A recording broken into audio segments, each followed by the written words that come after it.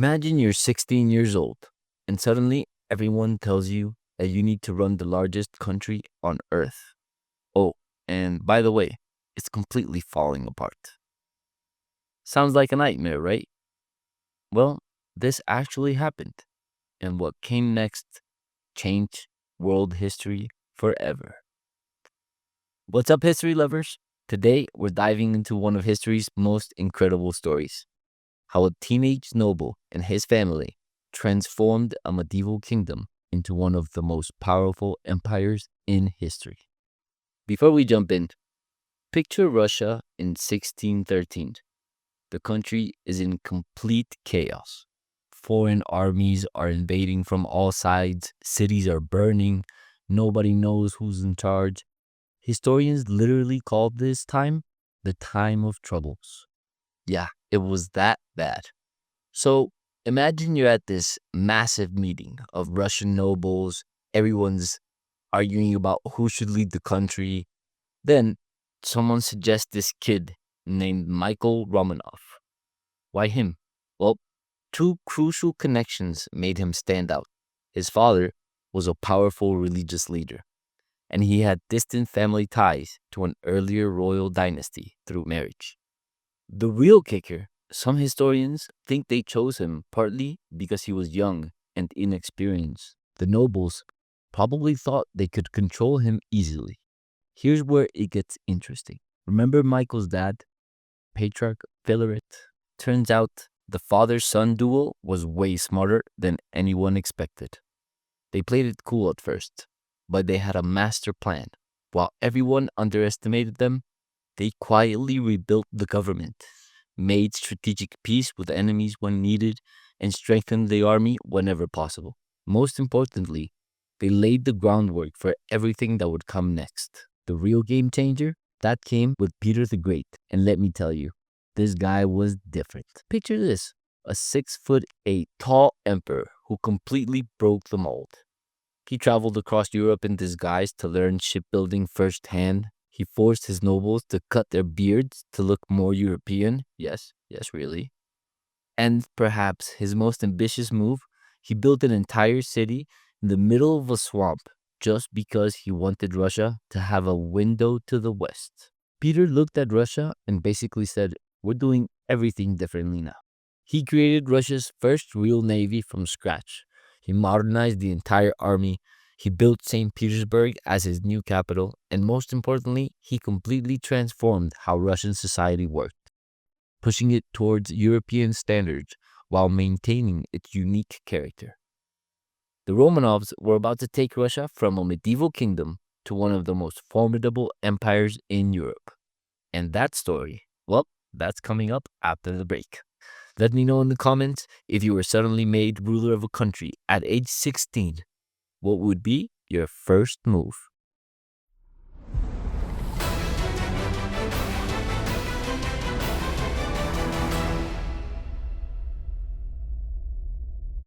Okay, so welcome back. We just saw how the Romanovs turned Russia from a medieval mess into a rising power. But what happens when you reach the top? And more importantly, how do you fall from it? Let's start with Catherine the Great. And trust me, there's a reason they called her great. The story almost sounds made up. A German princess marries the Russian heir, realizes her husband isn't fit to rule, orchestrates a coup, takes power, and becomes one of the most successful rulers in history.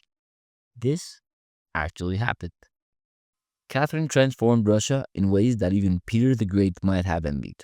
She expanded Russian territory significantly, turned St. Petersburg into a cultural capital that rivaled Paris and London, and corresponded regularly with Europe's greatest minds. Under her reign, Russia became an undisputed superpower. By the 1800s, the Romanovs were at their peak when Napoleon, that Napoleon, invaded Russia in 1812. He learned that the hard way, not to mess with them.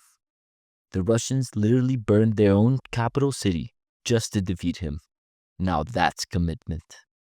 Here's where our story takes a dark turn. Enter Nicholas II, the last Tsar. Now, Nicholas wasn't a bad person. In fact, by all accounts, he was a loving father and husband. But running one of the largest empires in the world, that was a different story entirely. The problems started piling up. Nicholas firmly believed he had to rule exactly like his ancestors in a world that had completely changed. He and his wife, Alexandra, increasingly isolated themselves from reality, creating a dangerous disconnect between the throne and the people. And then came Rasputin. The Rasputin story seems almost unbelievable. Here was a self proclaimed holy man who gained incredible influence because he seemed to be the only person who could help the heir to the throne, Alexei, who suffered from hemophilia. That's what happens when you marry your cousins. you know?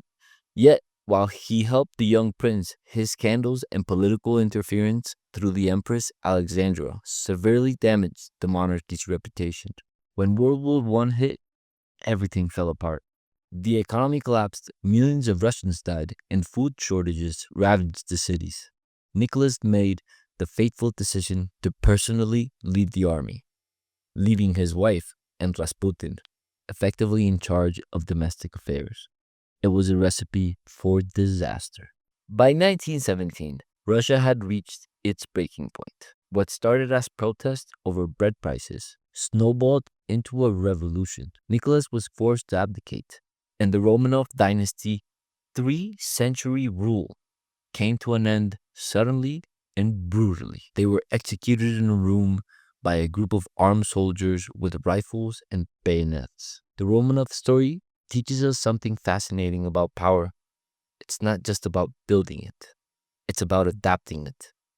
The dynasty rose when its rulers could adapt to changing times, and it fell when they couldn't. And there you have it, the rise and fall of the Romanov dynasty, from a teenage noble to a revolution. This family story changed the world. What do you think was the biggest mistake the Romanovs made? Let us know in the comments below. Don't forget to like and subscribe for more historical deep dives. Keep curious and keep exploring.